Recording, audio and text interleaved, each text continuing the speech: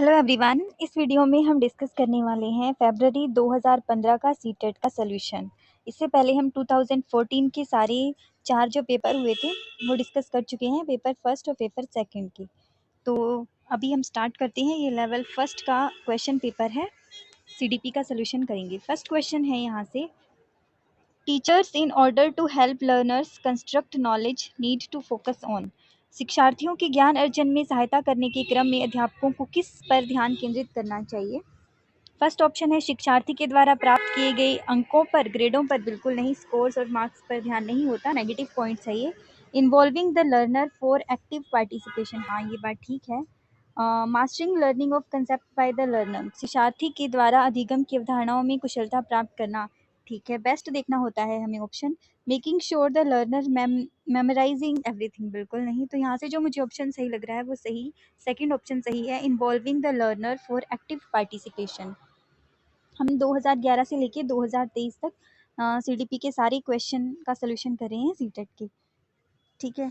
तो second question है यहाँ से, giftedness from children teachers point of view is a combination of, अध्यापक के दृष्टिकोण से प्रतिभाशीलता किसका संयोजन है? तो इसमें सबसे पहले आती है हाई एबिलिटी। तो हाई मोटिवेशन है यहाँ पे, ये नहीं आएगा। इसमें हाई टैलेंट है, ये नहीं आएगा। हाई एबिलिटी, उसके बाद होती है क्रिएटिविटी और उसके बाद होती है कमिटमेंट। तो यहाँ से है फोर्थ ऑप्शन सही, हाई एबिलिटी, फिर हाई क्रिएटिव होना चाहिए, फिर हाई कमिटमेंट होनी चाहिए, ठीक है। तभी वो बच्चा प्रतिभाशाली है, अगर उसमें पहले सबसे योग्यता है, उसमें क्षमता है हाई, फिर उसमें सृजनात्मकता है और फिर उसमें जो कहता है कमिटमेंट करने की शक्ति है, तो फोर्थ ऑप्शन इसका सही हो जाएगा। क्रम ध्यान रखना ये। According to NCF 2005, errors are important because they, NCF 2005 ने ये कहा है कि अगर बच्चा गलतियाँ करता है तो ये बहुत अच्छी बात है, इन गलतियों से सीखना चाहिए टीचर्स को भी और स्टूडेंट्स को भी। तो इम्पोर्टेंट होती है, ये क्यों होती है? यह अध्यापकों को बच्चों को डांटने की एक तरीका उपलब्ध कराती है, बिल्कुल नहीं।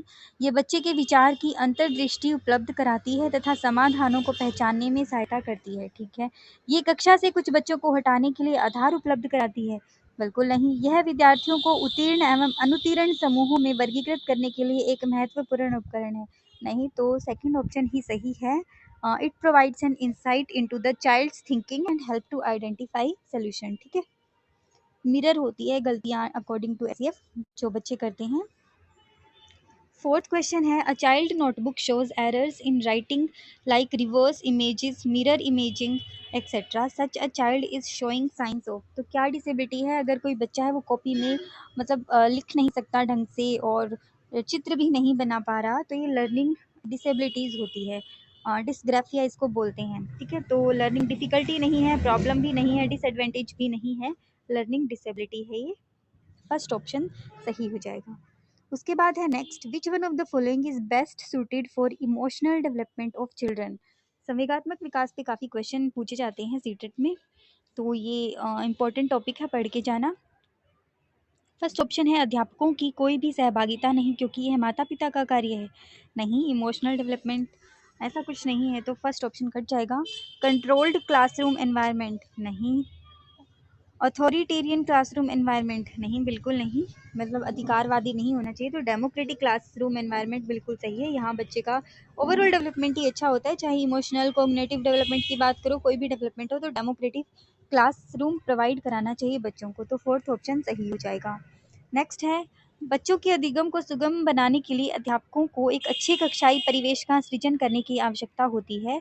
इस प्रकार के अधिगम परिवेश का सृजन करने के लिए नीचे दिए गए कथनों में से कौन सा सही नहीं है? नहीं बताना है भाई, ऐसे क्वेश्चंस में नोट पे प्लीज़ ध्यान रखना। फर्स्ट ऑप्शन है अध्यापकों के अनुसार कार्य करना, बच्चे को स्वीकार करना, अध्यापक का सकारात्मक रुख, बच्चे के प्रयासों की स्वीकृति। अब यहाँ से अगर हम देखें तो एक्सेप्टेंस ऑफ चाइल्ड बिल्कुल सही आंसर है, तो कट जाएगा क्योंकि हमें नोट बताना है। पॉजिटिव टोन ऑफ टीचर, ये पॉजिटिव पॉइंट है, ये भी कट जाएगा।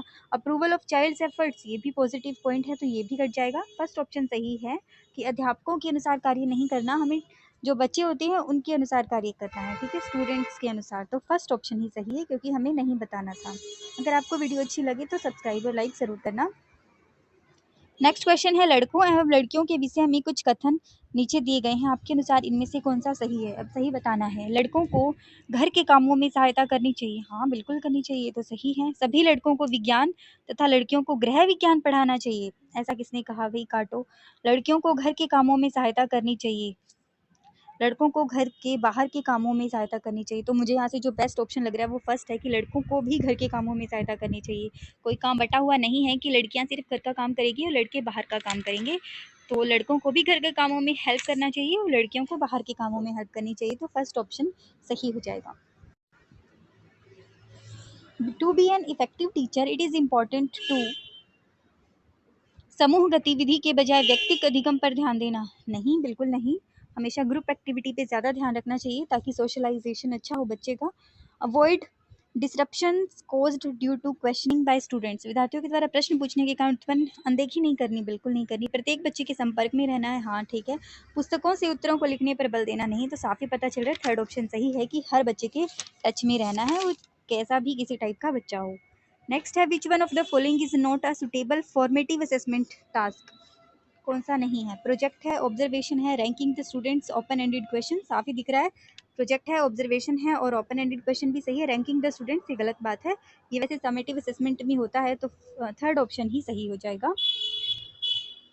Deficiency in the ability to write associated with impaired hand writing is a symptom of, तो ये वही है लर्निंग डिसेबिलिटी। राइटिंग से जो बिलोंग करती है वो होती है डिस्ग्राफिया, डिस्ग्राफिया सही हो जाएगा। ये क्वेश्चन पहले आया था उसमें शायद मैं डिसलेक्सिया बोल गई थी, डिस्ग्राफिया आएगा, ठीक है। डिस्ग्राफिया होता है लिखने से रिलेटेड, जो अच्छी हैंड राइटिंग नहीं लिख पाता, उल्टे सीधे अक्षर लिखता है, लाइनों में भी नहीं लिख पाता बिल्कुल, तो कहीं बड़े कहीं छोटे अक्षर लिख देता है, तो डिस्ग्राफिया होता है।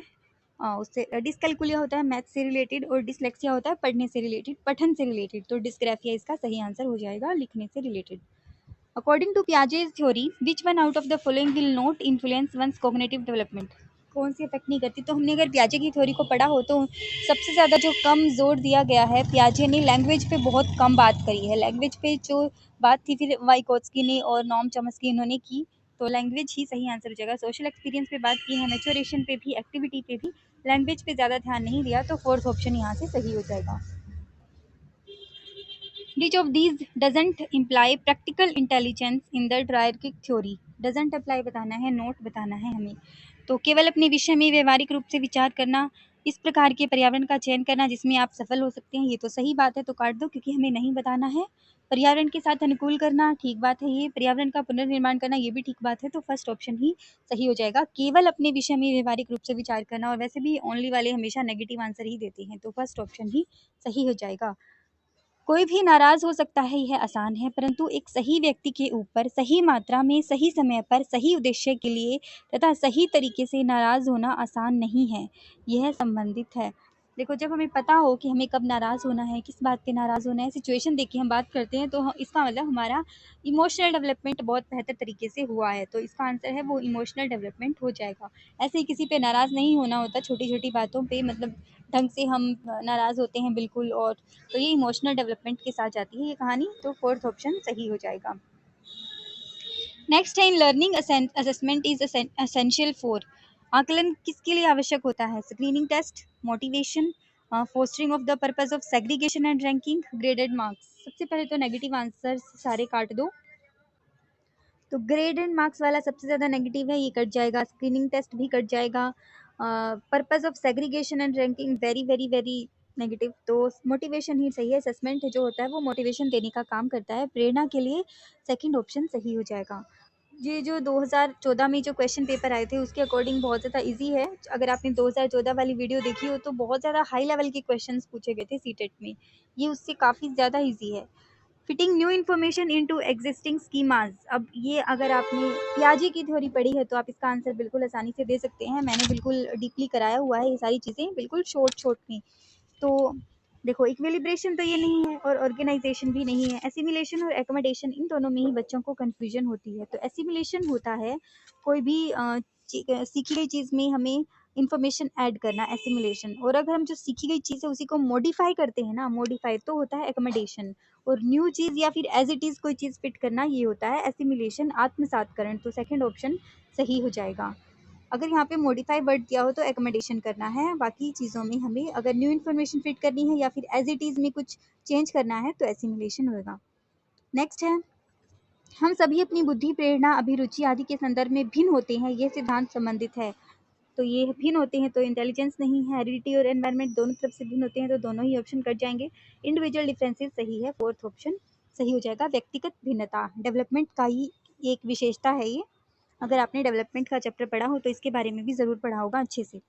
नेक्स्ट है, students of disadvantage group should be taught along with the normal students, it implies, तो इसका आंसर किसको नहीं पता कि सभी बच्चों को एक समान शिक्षा देनी है, इंक्लूसिव एजुकेशन, जहाँ पे हर तरह के बच्चे एक ही क्लास में सेम सिलेबस पढ़ते हैं।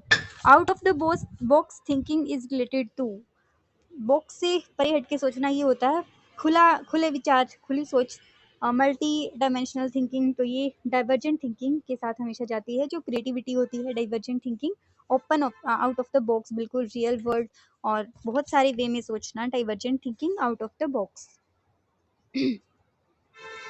The assessment of students can be used by teachers in teaching to develop insight into, शिक्षण में अध्यापकों के द्वारा विद्यार्थियों का आकलन इस अंतर्दृष्टि को विकसित करने के लिए किया जा सकता है।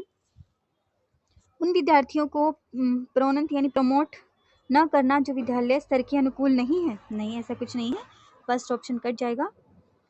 Changing the teaching approach according to the learners need, हाँ ये बात ठीक है। Creating groups of bright and weak students, कभी नहीं करना ये, तो काट दो। वैसे स्कूल्स में ज़्यादातर किया जाता है, जब हमने पढ़ाई की थी तो हम स्कूल में पढ़ते थे तो ऐसा हमेशा किया जाता था, जो बात अब समझ आती है कि ऐसा नहीं करना चाहिए था। जो हम मतलब थोड़े अच्छे लेवल के स्टूडेंट्स होते हैं पढ़ने में, उनको अलग ग्रुप बन जाता है और जो कम होते हैं वो पीछे बैठते हैं, उनका अलग ग्रुप बन जाता है, ऐसा नहीं करना चाहिए। Identifying the student who need to be promoted to the higher class, बिल्कुल नहीं, तो सेकंड ऑप्शन यहाँ से सही है। Changing the teaching approach according to the learners need, जैसे बच्चों को चाहिए वैसे ही टीचिंग करें। Learning experiences should be planned in a manner so as to take learning meaningful. Which of the given learning experiences doesn't facilitate meaningful learning for the children? Doesn't बताना है यानी नोट में आंसर करना है, negative statement हमें ढूंढनी है। विषय वस्तु पर प्रश्न बनाना, प्रकरण पर परिचर्चा और वाद विवाद, प्रकरण पर प्रस्तुतिकरण विषय वस्तु की केवल याद करने के आधार पर, तो हमें पता है कि हमेशा जो नेगेटिव है वो ओनली रिकॉल, ये सब सारे नेगेटिव ही देते हैं, तो repetition based on mayor recall और कंटेंट, यही आंसर सही हो जाएगा। वैसे ही हमें नोट बताना था इसलिए। गिविंग पनिशमेंट वर्बल और non verbal to the children results in, punishment बहुत नेगेटिव है, ये नहीं देनी चाहिए, तो ये क्या करती है? प्रोटेक्टिंग द चाइल्ड इमेज नहीं, इम्प्रूविंग देयर स्कोर्स नहीं, डैमेजिंग देयर सेल्फ कंसेप्ट, हाँ ये बिल्कुल सही है। अगर पनिशमेंट के वजह से उनका जो सेल्फ कंसेप्ट है वो खत्म हो जाता है, थर्ड ऑप्शन ही सही हो जाएगा। नेक्स्ट है, a teacher labelled the head of committee as chairperson instead of chairman, wow, अध्यापिका ने कमेटी के प्रधान को सभापति के स्थान पर सभाध्यक्ष लिखा, तो ये क्या संकेत करता है? जो टीचर है इसका मतलब वो बहुत जेंडर फ्री है, जेंडर न्यूट्रल है, चेयरमैन की जगह वो चेयर पर्सन कहना पसंद करते हैं, तो ये बिल्कुल जेंडर फ्री हो जाएगा। गुड कमांड ऑफ लैंग्वेज नहीं है, is using a gender free language, second option बिल्कुल सही है। Continuous and comprehensive evaluation is essential for, किस लिए असेंशियल होती है ये? शिक्षा बोर्ड की जवाबदेही कम करने के लिए, ऐसा क्या था? काटो। जल्दी जल्दी की जाने वाली गलतियों की तुलना में कम अंतराल पर की जाने वाली, ऐसा कुछ नहीं है। Understanding how learning can be observe, recorded and improved upon, ठीक है। Fine tuning of test with the teaching नहीं, थर्ड ऑप्शन ही सही हो जाएगा। Understanding how learning can be observe, record and improved upon, यह समझने के लिए कि अधिगम को किस प्रकार अवलोकन किया जा सकता है, दर्ज किया जाता है, वह सुधार किया जा सकता है। In Lawrence Kohlberg's theory, which level signifies the absence of morality? Kohlberg ने कितने लेवल दिए हैं? मोरालिटी के 3 लेवल दिए हैं, फर्स्ट, सेकंड, थर्ड, और 6 स्टेजेस दी है। तो जिसमें एब्सेंस ऑफ मोरालिटी होती है वो होता है फर्स्ट लेवल, जहाँ बच्चे दूसरों की मोरालिटी पे काम करते हैं, उनके अंदर खुद कोई मोरालिटी नहीं होती, तो लेवल फर्स्ट के बच्चे जो पनिशमेंट और रिवॉर्ड पे काम करते हैं, लेवल फर्स्ट आंसर सही हो जाएगा, सेकेंड ऑप्शन। नेक्स्ट है, which one of the following is not correct for the progressive model of socialization of children, बच्चों के समाजीकरण के लिए सही नहीं है। Children accept what they are offered by the school irrespective of their social background, बच्चे विद्यालय में बताई गई बातों को स्वीकार करते हैं चाहे उनकी सामाजिक पृष्ठभूमि कुछ भी हो। कोई बात अच्छी नहीं लगी, और ऑप्शंस देख लेते हैं। कक्षा में प्रजातंत्र के लिए स्थान होना चाहिए। हाँ, ये बात सही है, लेकिन हमें नहीं बताना, इसलिए कट जाएगा। सामाजिकरण सामाजिक नियमों का अधिकरण है, बिल्कुल सही है। समूह कार्य में सक्रिय सहभागिता तथा सामाजिक कौशलों को सीखना, ये भी सही है। तो फर्स्ट ऑप्शन ही सही हो जाएगा। बच्चे विद्यालय में बताई गई बातों को स्वीकार करते हैं, चाहे उनकी सामाजिक पृष्ठभूमि कुछ भी हो, ऐसा कुछ नहीं है। वो नहीं कर पाते अगर वो अलग पृष्ठभूमि से आए हैं, तो इसलिए फर्स्ट ऑप्शन ही सही हो जाएगा, क्योंकि हमें नहीं बताना था। नेक्स्ट है, अध्यापिका ने ध्यान दिया कि पुष्पा अपने आप किसी समस्या का समाधान नहीं कर सकती, फिर भी वह एक वयस्क या साथी के मार्गदर्शन की उपस्थिति में ऐसा करती है। तो इस मार्गदर्शन को क्या कहा जाता है? तो आपको ये क्वेश्चन देखते ही किस साइकोलॉजिस्ट की याद आ रही है, ये बताना। लेव वाइगोस्की की याद आ रही होगी, जिन्होंने सोशो कल्चर थ्योरी दी है और ZPD और स्कैफोल्डिंग का कंसेप्ट दिया है कि एक बच्चा पहले कुछ काम नहीं कर पाता और फिर किसी की हेल्प की वजह से कर पाता है। तो उस हेल्प को क्या कहते हैं? गाइडेंस पूछा है तो उस हेल्प को कहते हैं स्कैफोल्डिंग। और अगर एरिया पूछा हो कि पहले नहीं कर पाता था फिर वो कर पा रहा है, तो उसको कहते हैं ZPD, zone of proximal development. तो यहाँ पे हेल्प पूछा है तो ये ध्यान रखना, स्कैफोल्डिंग। यहाँ पे बच्चे जो है वो कंफ्यूज होते हैं, काफ़ी कंफ्यूज नहीं होना है। अगर गाइडेंस प्रॉपर जो सपोर्ट जो हेल्प जो गाइडेंस की बात की गई हो तो स्कैफोल्डिंग आएगा, otherwise zone of proximal development आएगा। ठीक है। नेक्स्ट है, which one out of the following provides information about the roles and behaviours with which are acceptable in a group during early childhood. Early childhood में जो होते हैं ना, सबसे ज़्यादा जो करीब कौन होते हैं ये बताना है। दौरान उन भूमिकाओं में व्यवहारों के बारे में जानकारी। तो सबसे ज़्यादा जो करीब होते हैं पेरेंट्स एंड भाई बहन। तो यहाँ पे थर्ड ऑप्शन ही सही हो जाएगा। ठीक है। निम्नलिखित में से कौन सा आयु समूह परवर्ती बाल्यावस्था यानी लेटर चाइल्डहुड कैटेगरी का है? लेटर चाइल्डहुड होती है 6 से 11, 2 से 11 साल के बच्चे चाइल्डहुड में आते हैं, माने जाते हैं बेसिकली। तो लेटर आ जाएगा 6 से 11। ठीक है। अर्ली आ जाएगा 2 से 6, तो 6 से 11 सही है यहाँ पे। आर्जव तर्क देता है कि भाषा विकास व्यक्ति की नैसर्गिक प्रवृत्ति से होता है। Aarjav says that language development is influenced by one's innate, यानी ये मानता है कि जेनेटिक होता है। और Sonali feels that it is because of the environment मानते हैं। तो ये डिस्कशन है, ये क्या बता रहा है? स्टेबिलिटी इंस्टेबिलिटी नहीं, कंटिन्यूस एंड डिसकंटिन्यूस नहीं, नेचर एंड नर्चर यस बिल्कुल, nature and environment, heredity and environment, genetic and environment depend है ये, तो उसको बोलते हैं नेचर एंड नर्चर। नर्चर बोलते हैं एनवायरमेंट को और नेचर बोलते हैं जेनेटिक्स हेरिडिटी को। ठीक है। तो थर्ड ऑप्शन सही हो जाएगा। Making students members of a cleanliness community to motivate them for the same reflects. विद्यार्थियों को स्वच्छता के लिए प्रेरित करने हेतु उन्हें स्वच्छता समिति का सदस्य बनाना क्या प्रतिबिंबित करता है? तो उसे कल्चर सिखा रहे हैं, हम सोसाइटी सिखा रहे हैं। बिहेवियरिस्टिक नहीं है, ह्यूमनिस्टिक भी नहीं है, कॉग्निटिव भी नहीं है, सोशो कल्चर है ये। ठीक है। सोशो कल्चर प्रेरणा की सामाजिक सांस्कृतिक संकल्पनाएं हैं ये। तो फोर्थ ऑप्शन यहाँ से सही हो जाएगा 30 का। ठीक है। तो ये लेवल फर्स्ट था 2014 का। आपको समझ आए होंगे। कुछ क्वेश्चन अगर डाउट है तो आप पूछ सकते हो। तो नेक्स्ट वीडियो में हम करेंगे इसका सेकंड पार्ट, लेवल सेकंड का क्वेश्चन पेपर। सो